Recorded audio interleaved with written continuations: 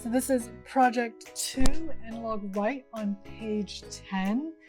In this project, instead of making a dimmer using pulse width modulation or by varying how long the LED is on for, we are going to vary the voltage that's sent from the Arduino. And so to do this, we use the exact same hardware we did in project 1. All we're going to do is change the code. So bring up your blink code, and this is what the code was from before. And what we're going to do is we're just going to change digital write to analog write. So doing that really quickly right here. Analog write. And because instead of digital we're doing analog, you actually put in a numerical number here. So high is 255 and their low is 0. So you can vary it between 0 and 255, whichever integer you want in there, to kind of get a sense of how bright you want it to go or how much voltage you want to set.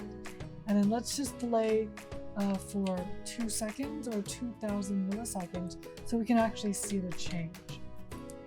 And so I'm gonna go and verify and upload, and you can see my LED is lighting up. So the next activity we're going to do is actually change the code a little bit. So we're going to vary it because you can vary it from 0 to 255.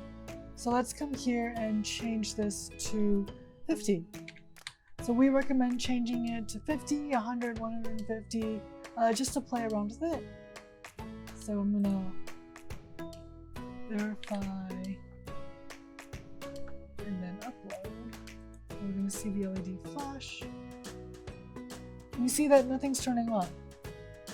So there's a reason for this. Arduino is extremely particular about which pin does what. And so if you look closely at your board, particularly this line here, you're going to see that some of the numbers have a little curly dash next to them. So the pins with the curly dash are specifically able to take on analog, and everything else is digital. And so we actually need to take our pin and move it. And so the analog pins are 3, 5, 6, 9, 10, 11. That's indicated on page 11. So let's change this to pin 11 and see what happens. So let's bring up the code. Change LED built into 11.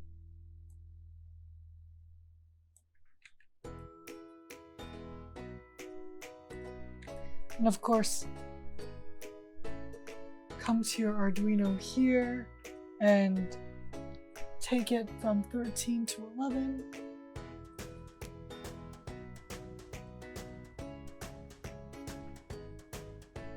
Verify, and then upload.